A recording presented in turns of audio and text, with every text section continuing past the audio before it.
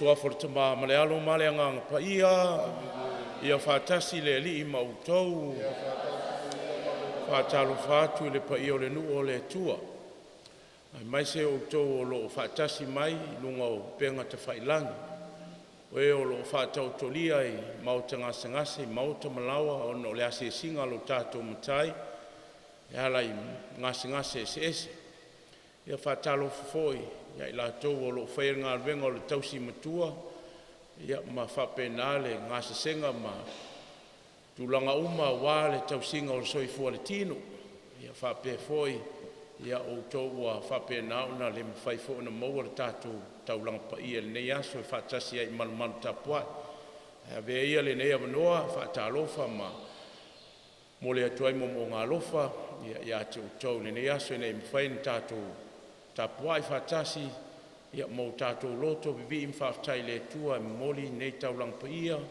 ia wafo i whamalolonga le tua nei aso sao tātou patpatia le whamalunga ia o le malu o Ioane lo Telano o le nufoa o le Tama'ita'i i le Vatikano i Roma ia tātou te whaftai ai le tua o lo fiso taipea i tātou ma le Taitai o le kalesia o le suiva ia o Iesu o le so'o fo'i o le ali ia leo le sefulu ma le wha pia fo'i uso ai pukupo le au feitofi ma le nuu o le tua tātou te toa le wha maulalo i ruma ia te ia o leona i tātou o no tātou vaivainga mo tātou se wha mangalo i tātou lana wha malolonga mauai fo'i i tātou le file mo ma le loto salamo ma le wha malolonga i le fia o te tautau i le tua e ona le manauma, ma o tō soe, uom tuang saralawa i o mafufaunga, e i upu i a mionga no whaia, mai mtawhai oi no lef, uom sala, uom tua yang sala, o le mea leo tō leo tua i a Maria Paia, tau popea i leo angelo leo paia ma o tō soe, i o tō tarsia le Alofa mai ai tātou le tua e o, na le mana uma whamangalo i tātou i tātou ang sala. Taitai i tātou le ola e whaavavau. Le ali e alofa mai le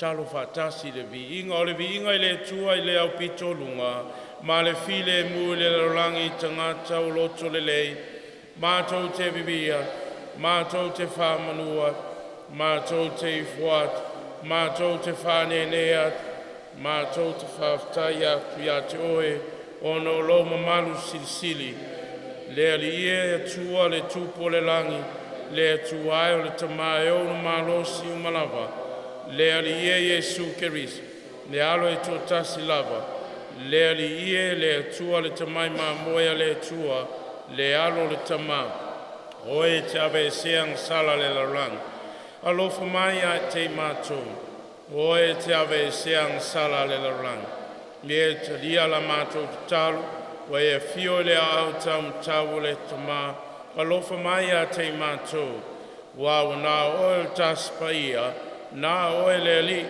na oe sisiries, Iesu Keriso, fatasi male angang paia, ile mamalu le tua le tama, amen, ia tātou tutalo. Le tuai, O ia o le ola ma le soifua wa e filifilia ma ola e whapena na whawai ai lo mātou ola whaleanganga o no lau fio. Whātupu teleina ia le anganga ma le kalsia i lau e kalesia. E o whapena na mātou tapuai ma au na tuai ma le whātua tua malonu. E atia e lo malo i Jerusalema o le malo o le langi.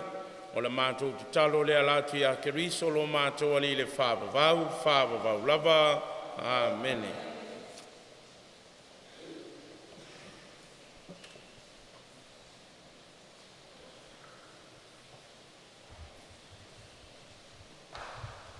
Polafolanga mai le tusia Ezekiel.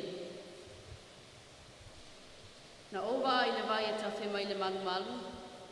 O i lātou umai papai ai le vai e whao laina.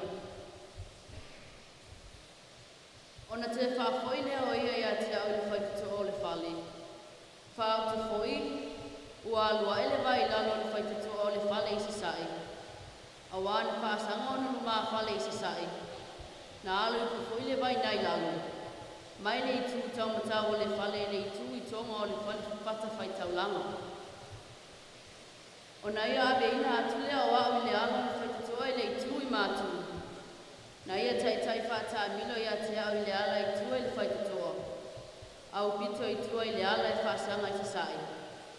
Whaau te whoi, ua tawhi atu ai le vai le i tuu taumata. O na whai mailea o ia ia te au. E tawhi atu ia vai le i tuu sasai. Ma tawhi i fwoi lau ele ele maa wholafola. Ma a o i le sami. A o atu i le sami. O na wha mangalo i nai lea o le suasami. O mea o la uma foi, e whetalofi i mea uma e o i aile vai tawhi. E ola ia, e matua tele foi ia, a wā e o i ai ia vai, ma wha mangalo i nai. E ola i foi mea uma e o atu i le vai tawhi.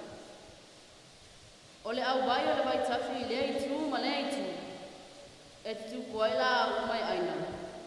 E lea mamai o la tau lau. Ele umalava o la tofua. Taitasi le masinga maluna fuata. Awa e tawhi atu o la tofu vai ai le malu malu. E whai foi o la tofua ma mea e ai. Ma o la tofu lau e whai ma vai la ag.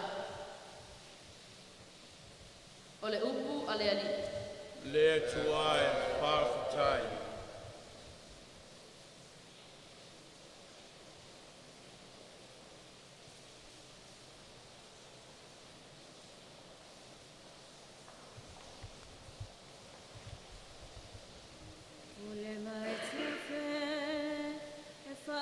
Fiona mga mai ile ai o le atua.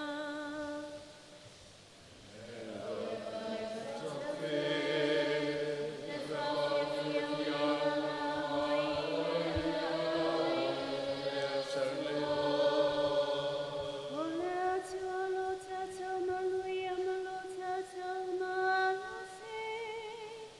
E whai o ia ma peso soani sili sili pua pua la.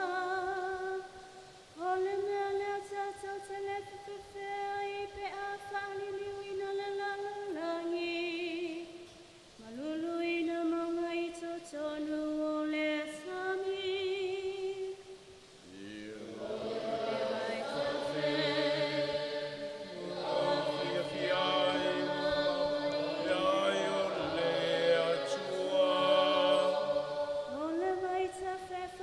Fiona mga mai ile a ai o le atua.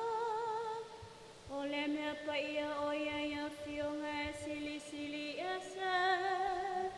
O lo i te tonu ia te ia le atua. E le whaanga e ti ana maia. E pesoso ni le atua ia te ia i le vamea. O le vai tawhi.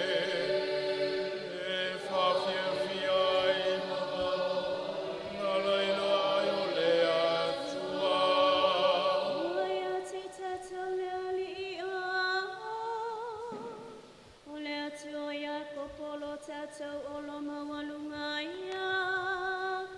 Ina mai ai na mama ai lo luenga le ali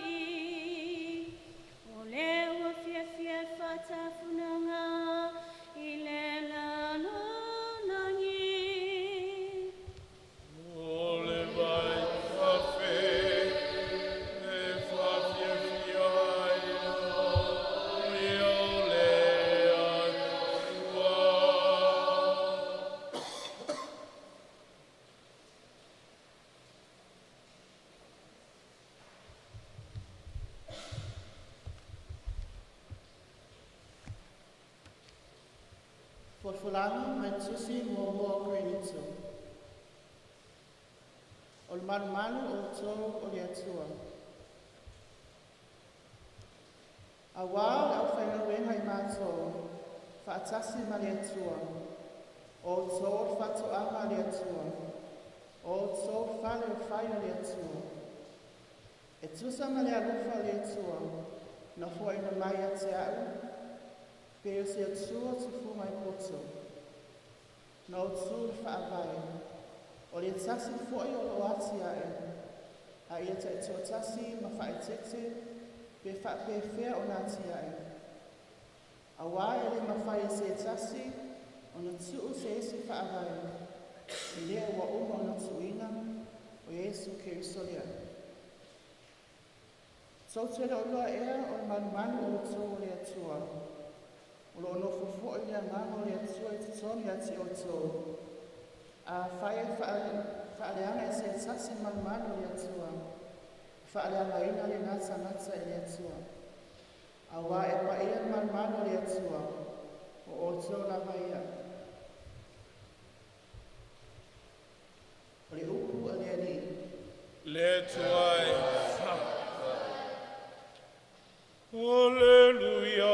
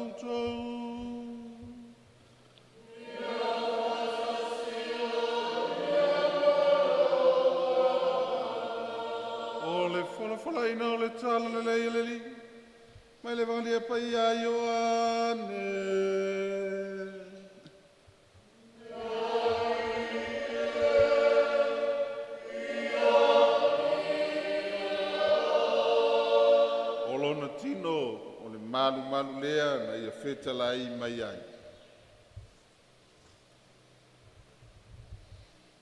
Walata mai foi le paseka I utaia, mariwa e leo Yesu I Yerusalema. Wana sila fia I le manu o e whatau povi, ma mamoe, ma lupe e whatau tupe e no nofo mai ai. O ia whaia le sasa I mai atu aiti, ona tuturi atu ai lea ia te lato umalawa I fafo o le manu. O mamoe atu a mapovi, ua sai fo tupe e tangata sui tupe, ma fuli atu lau. Whape atu foi o ia I e whatau lupe. Ave ese ia nei mea, aua le fale o louta maa, ma fale whatau oa. Manatu ai lea o na so I le upu o tusia, ai na lava au I le manau tele I lou fale. Ona whai mai ai leo tangata iutaia I a te ia. Se a se whai longa e te whaani mai ai a te matou, ina ua e whaia nei mea. Tali atu Yesu I a te latou. Ina le peti ia o le nei malu, ona outo e whaia lea I aso e toro. Whai mai leo iutaia, e whaanga fulu ma leono o tausanga o whaile nei malu. Pe te toi whaia fo I e oe I aso e toro. A o lona tino o le malu lea na ia feta lai mai ai. Tu mai o ia na ie ua oti, o na manatu ai lea e ono soo, wana feta lai mai le nei upu I a te latou. Na latou talitonu lea I le tusi, ma le feta lai ngā Yesu o ia feta lai mai ai. Sa Yerusalema o ia I le paseka I le tausaminga, toa tele ai lea o e na whātua tua I lona suafa, na iwa lātou wa ai atu, I whai longa na ia whai. O le tala lele ia le li.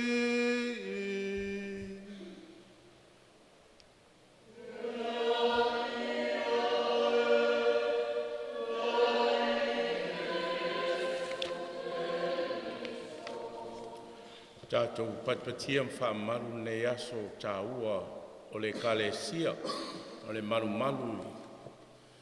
I Ioane Loterano. Tātou amata mai le folfolanga momua le tusa perfeto iskielu. E whapea le talaanga I o le maru Jerusalema ina ua I ai le vai e tafe I lalo le maru.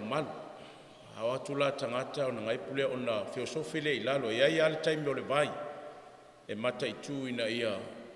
Ngai puai ma ia ai le taimi o le taimi le ai le whaamalo longa. Ai whapea fo le tala e tafe mea le vai tafe I tai le sami ta ua le sami ula po le Dead Sea. O na whapea na fo le o so se mea e tafe anga I ai mga ala le vai. A pa iai e whiola I fuai a whiti ma lau siusi ai la au ma meo le lau ele. E whapena fo na tulia e tangata I le taimi e mapuna I fuai le vai I lalo le. I le awala I le I lalo le malu. Ia e o le taimi le mau ai fo le wha malo longa. O so se isia e pa iai e mau ai lon wha malo longa. Iai awa I tau ma taimi o le tau sanga. La le mandi ai ma matanga o fie le fulfulanga ma le tusi perfetto iskielu. Ai lo tatou whalongolongo I le fulfulanga lona lua. Tusi e mua Paulo I Korinito o I tatou o maru ola o le atua. Ai se a wa o le tamali anga o le atua na fausi ai tatou lona whaatusa. O le tawhatolu le o le tamao le alo ma le angang pa ia. O le afio ia I tātou. Ai ai ni me wha le tonu. E tātou te surufai le tua whaamama I tātou lona malu pa ia. E tausi le lea I tātou mai le whaatafunanga. Mai mea wha le tonu o le olanga o le efa I ngai elo aitu tātou tulo. Mani mea o tātou le whaalorongia, mau tātou le usitai po tātou tea ese ma le tua malona alofa. Wa taimi umalawa. Le tātou te whewai ma le tamari anga o le tua, o lona maru pa ia, o le afio anga pa ia o le tua. O tātou tangata, le afio whaalilo ai le tua. I le mwhaina tāwa vai ese, ia le tua, ma lona afio anga I tutono I tātou, awao I tātou, o le fofuanga le tua, o le matanga o fie, o le whaatusa o le tua. Mai le evangelia Ioane le nei aso. Ia, o le tala tātou te masani ai, ina ua fio atu le tātou ali Jerusalema, ia mantua fo o le maru. E lau mai ai mani, whai ai taulanga, ia nau mai le whatawa, ia ona avele o se le taulanga, ia e fasi nai manu, ia ma susunu ma o se le taulanga, tono maru. Lalea le fio atu lo tātou ali tono le maru. Wale ngata o lai whaatino tūmang, ai pe ua mo soli fo I le mamalu, wa whai e mawhata wa inga o tupe mana mea o loa o le Lalolagi. O na tō tāma I aile o lo tātou wali, I lola tō le whaalorongia. O na tō asahai leo ia ma tutuli fafo tangata I lola tō le mafofau ma le whaalorongia. O lo tātou o langa I Samoa a tātou talanoa I le maunga pa I o le tua. E tātou te leo talanoa I le maunga le tunga vau. Iuta, I le vau, tātou te talanoa o le falesa, o le nofuanga pa I o le tua. O lo whātino ai sakramete o le eucharistia. O le vai lea o le whaarotanga, o le whaamaloloonga lea a lo tātou matai. O le tausinga o lo tātou anganga, o le tausinga fo lea o le malu o le tua. O lo tātou awai baptisonga, o le kofisio, ia e fufuru ai o tātou malu whaamamaini o tātou whaale tonu. Ai tātou te surufai le ali le sakramete o le eucharistia, o le whaamalolonga le na, e pai mai ai le ali. Ia I tātou o le punawa iola, so se taimi lava e tātou te talisua ai. O le na fo e whaamalolonga. Tātou te whamalanga ai ma whewheo ai solo. I le sue ina o le ola. A o le ola o le tua o le I o tō au mō tātou lima. Tā ua I tele, ia I tātou, ia le nā whaatusa o lo tātou wali. I le nei asu sāre whaamanetunga o le malu a Ioane lo te lano. Ai se awa tā uai. le nofoali o le Tama'ita'i ai loma o le malumalu o Ioane lo telana. E Paletasala i le sentuli lona wha po lona 5. Ina ua whau ai le malumalu le e leo sangato Petele ma Paulu. A o Ioane lo telana o whapei ai le ainga maumea na o la tō fuai tupe marifanua e whau ai le malumalu lea. Le ainga o lo telana. O na whapenale o na whawai au ngā nufo i ngā Tama'ita'i na suisui ai ia o na mefo ne tupu le kalesia ia o na iai leo o monike nei sao mai o ta o Ioane le divine John the divine ia maisi i tuainga o le baptiso no mai la to e au nei le malumalu lea o le Taitai o le kalesia na mafua i lo na whaingoa Ioane lo telano o no winga o le tuainga o whaife au mo ni ke mawhelela sao mai au na matausi le malumalu o le nufuali o le Tama'ita'i o le kalesia o le Taitai whatasi ai o le telano o le whai o le ainga na ulato fuai whanua matupe whau le malumalu le ua iai nei le nufuali a le Tama'ita'i e malele mai ai le nufuali i lea i lona nu po le nu o le tua i so se tu e fio le Lalolagi e fiso tai a la e piko po ma le Tama'ita'i o le au faitofi ia i le nofuali i lea o le taimi malele masau no mai ai ia le Tama'ita'i i mea lava o le whaatuatuanga ma le kalesia ia o wale ola whaaleanganga o whanau o le tua o le tāwala le nā o se whaaruwhalenga ia ma se whaapa'ianga le tātou te whaawau na patipatia waunga sa tausanga ma sene tuli o whaamamalu le kalesia i le nei asu.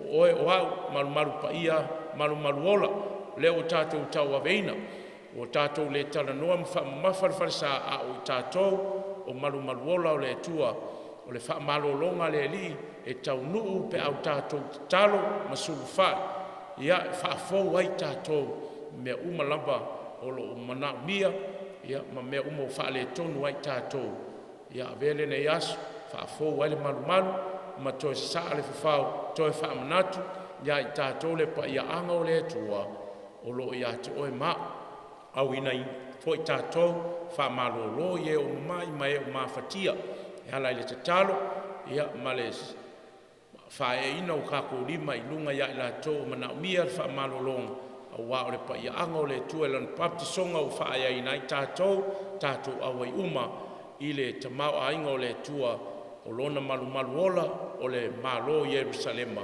ia o le malo lea o le langi. Tātou wholofola nei i le tautinonga o lo tātou whātuatua. O te whātuatua i le ria tō tasi o le tamai ona le malo simalawa o le na whaere langi ma le Lalolagi mo mea uma waia mo mea wale waia o te whātuatua i le ria tō tasi o Jesu Keriso. Le alo i tō tasi lava o le tu. Le ena whanau ta maa le whaia se me tasi. O le tua mai le tua o le manamlama mai le manamlama. Le tua moni mai le tua moni. Whanau ai le whaia. Nuinga tuso ia mara ta maa. O ia foi na whaia ai mea umalava. O i tātou tangata malu tātou whautang. Na Afioga ia mai le lang. Mao le anga pai na liutinu tangata o ia le tau pou Maria. O ave ai o ia mtangata, o i tātou n whakolu se nai o ia o pule o Ponsio Pilat, na mariuai ma whale la uas, au le astolu ntoe tuai ai o ia e peon tusi e tusi, na fio ai o ia le langi, maulo fio ai le autam tau taman, le ato e fio mai o ia le maman, whaamisino i e ola mai wot, no ma lo fo e le aiso ngā taang, o te whātua tuai le angang paia, le ali i o le foa ia le ola, o le fio mai le tamama lean, le i fungia mvi ia whātasi ma le tamama lean, le en whetalai mai i ale perfet, o te whātuatua le kale siet, e pa ia e katoliko ma apostoliko, o tautino atu le baptisonga e tas, mo le whamangalonga ongs. Ata tali mo te tuai o le noti ma le olanga, tātou mori o tātou manaonga, ma o tātou whanaunanga, i luma o le ali, e ala i tātou talo manaonga tarusanga lau tele. O le kalesia paia, ia sāsau au auna ina ia vei sāsau ma maola. Pausian moza fale mama, maso o whātasi i whātuatua, ma le alofa i te Taitai al Tama'ita'i, o leo sikuwha. Tātou salo lea i le li. Lea li e whaafonga mai. Mō lo tātou Tama'ita'i. Ia vei tātou manu whātuatua, i so o seu au nama. Pausia ma abea manu whaama te talu, le alofa ma te tani malo. Tātou salo lea i le li. Lea li e whaafonga mai. Mo le file mu o le lalolagi. Ia sa ili malo umai i le ala le amia tonu, ma le whai mea tonu. Ma ia wha malo lo le asuai whaitanga i, ma whi vai vai inga. Tātou salo lea i le li.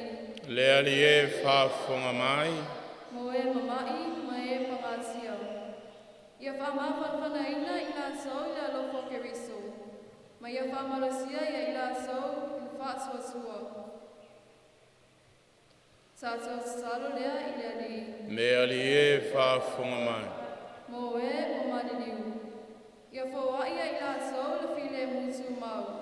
Ma le fia o Jerusalema fōu i le langi. Tātou salo lea i le li. Lea li e whaafonga mai. Lea te maa whaafonga tāloe. Ia talia ma ia e whaafonga i manaonga ma talo alo nuu mātou ma mole atu i lau fio. Ia avea lo malu pa ia o whaatamau i ngai mātou. Ia ina ia mātou au nātua i lau fio ma e whamanuia mai ai. A walo mātou anga i atu i le ai Jerusalem fōu. A rātu lea i lou lava suafa le whāwawau lava. Āmene.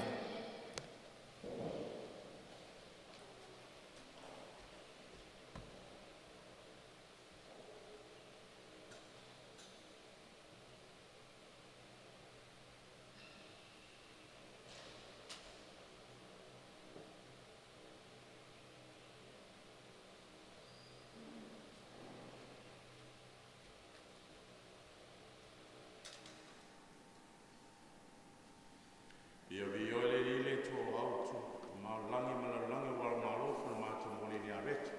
Kua le le ngānonga mātou ni mātou te moli le lau fio na vele mtari suanga le ola mo i mātou. Ia vio le tō whāwawau. Ia vio le rile tō le langi malalangi wala malofu na mātou moli ni waino fuol bini ngānonga mātou lima.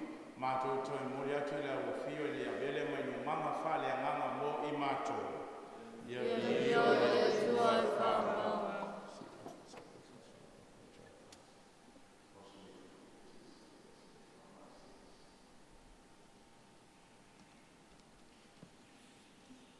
Tō tawi tali le le tātou tauranga i le tua le tamai o na mana uma. Talia le tauranga mai uma. Ole di ngā maramaro suafa. Ia ngā whewita tau mele na le sia karia tau. Amen. Accept, we pray, O Lord, the offering made here, and grant that by it those who seek your favor may receive in this place the power of the sacrament and the answer to their prayers. Ola mātou te talo le alati a keriso lo mātou ali le whāwawau lava. Amen. Ia whātasi le ali ma o tau. Ia whātasi o ia malonga. Sia ia o tau loto. Mātou sia i la tau le ali. Mātou whāwhatai le ali o lo tātou tu. E tonu maua tau lea. It is truly right and just our duty and our salvation always and everywhere to give you thanks. Lord, Holy Father, Almighty and Eternal God, for in your benevolence, you are pleased to dwell in this house of prayer in order to perfect us as the temple of the Holy Spirit, supported by the perpetual help of your grace, and resplendent with the glory of a life acceptable to you.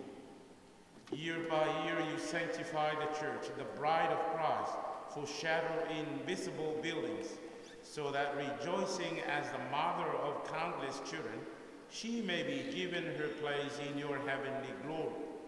Lalale mātou te awhata se mā ngelu malau pai uma, a mātou biatu I lau fio, I le pese o lo vi inga e Paia le rites o au, tumuna Matagaluega no mana, o le inga i le apito alunga, ia makele fio mai le suafa o le li, o le inga i le apito alunga. Le rewa matua pai alapu punanga pai uma awena mailo nganga e whako ini taulanga mani mea arofu. A vea ila tō mo mātou o le tino. Male tōtō, lo mātou li o Yesu Keriso. Ao le tui nātu ia Leoti o seoti na Italia e lona lava mali na tango ia le areto. Ma vato ia te ol whaftai in tofi ia le areto. Ma vato ia luna usoma le whape atu i na whetango fia iai o tō uma. Ma ai iai o lo tino le neo le afoi nātu mo o tō.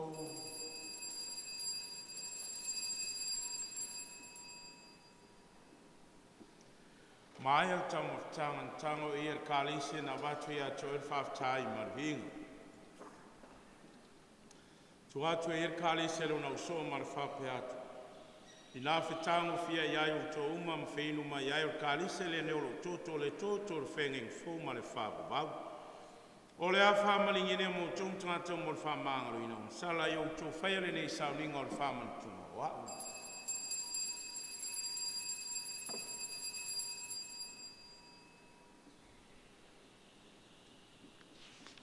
O le misterio o le whātua o lo malio e whamtia ailo mātou oti. O lo toe tua te tai ailo mātou ola. Le ria Yesu nā whio mai ia i lo mamā. Mai whamantunga o lo malio mo lo toe tu mātou te mori atu oe le ni areto le ola. Ma le nei po le whaarotanga mātou te whaftai atu oe ina wero ia mātou tutu i o luma ma wana i la wafio. So mai ai mātou mwe mātou whanga le tino mara tōt kerisi. I o whātesta si e mātou mawhtanga e tasi le ngangpa. I a leri e. Mana tua lau e kale e sia le laulangi atoa i mātou ole le alofi. Whātasi ma leo sulfalo mātou ta mapa i o mo seselo mātou e pupo le i tua inga sale au whai tofi uma. Apelo nei nu mai lātou umalau. Toi fua te ina mo lo malo. I e mana tua foi. Ia o mātou ainga, o uso matua whāwhine. Fo i atu lo lātou malo longa ma le whāmoe moe le toi tuai. Talia i lātou whātasi ma tangata mali umani mana malamo lau fio. O lo whamai ai mātou malawa i mātou au ngā mātou te awai whātasi le o le whāwawau. Ma maria le tau po o le tua, i o se whapa ia lana tāne. Whātasi e māpostolo le au pa ia uma. Ia ma le i lātou umo en whātino ina lo whinangalo i tūpulanga uma. Mātou te whia bim whāne ne whātasi mai lātou e lawa whio. E a lātou lo walo Yesu Keriso. Mama nai ono ia whātasi mai nai ate ia maftanga male anganga paia. O le vinga male mamalu atua wai lawa whio. I le whābabau lava.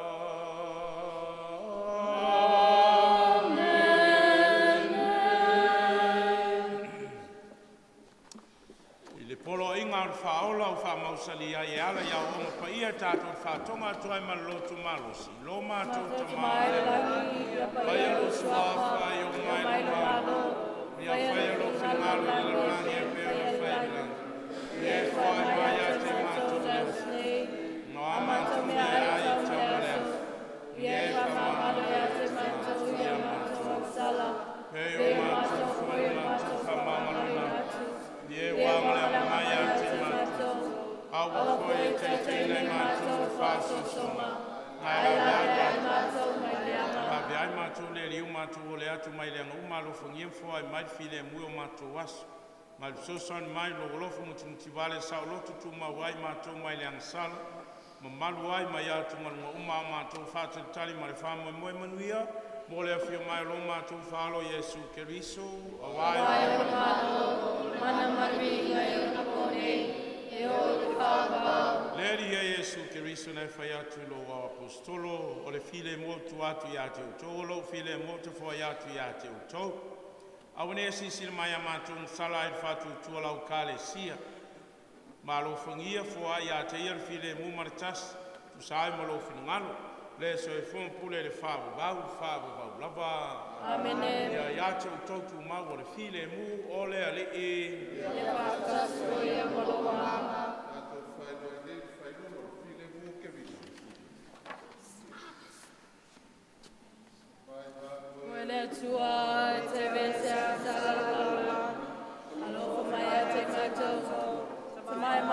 le sua, e te ve seanga sala lalang. Alofa mai a te matou, te mai mamo e le tua, e te ve seanga sala lalang. Wai mai a te matou, fide mu.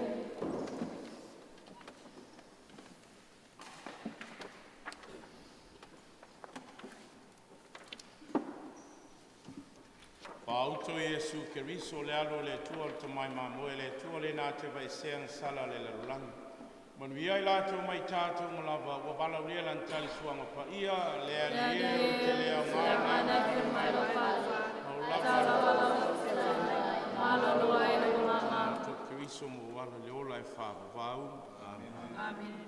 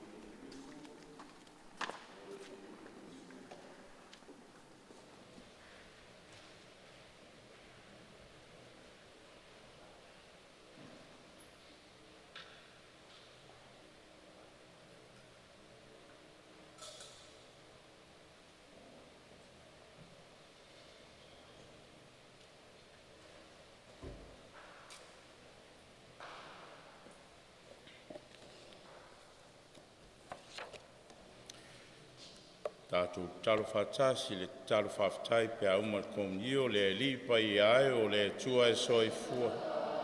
O le tamai onan mana uma mātou te whawhtai atu i lau Afioga. Wa e whanga i mātou tātang sala i le tino ma le tot pai o lo walo lo mātou wali o Yesu Keriso.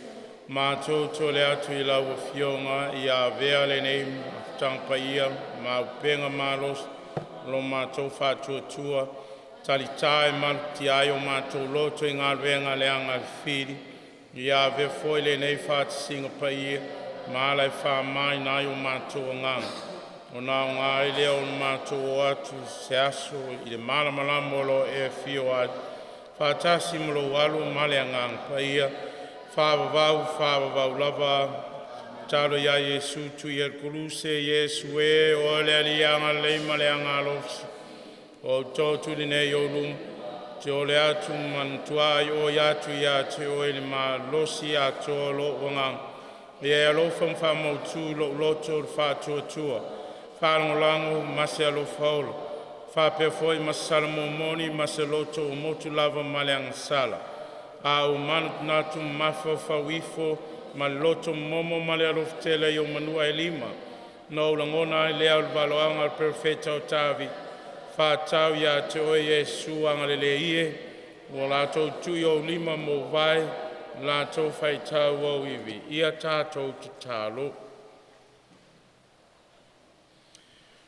O God, who chose to foreshadow for us the heavenly Jerusalem through the sign of your church on earth, grant, we pray, that by our partaking of this sacrament, we may be made the temple of your grace, and may enter the dwelling place of your glory.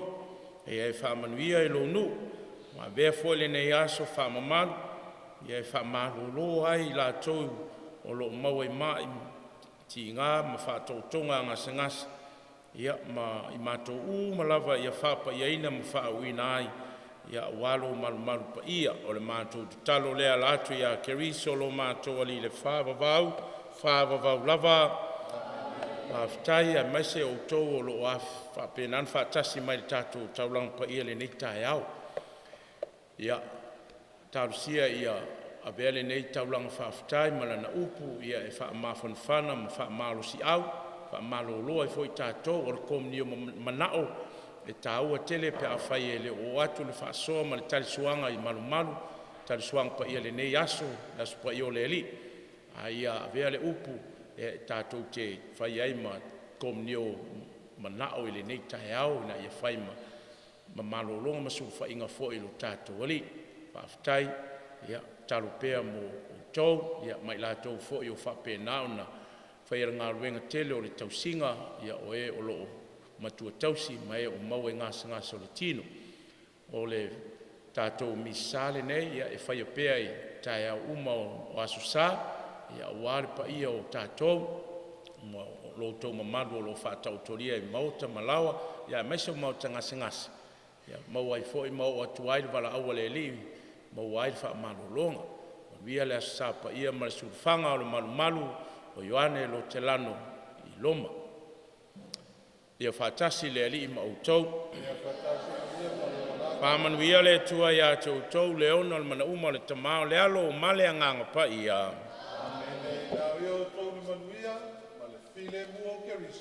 Lea tua e whawhetai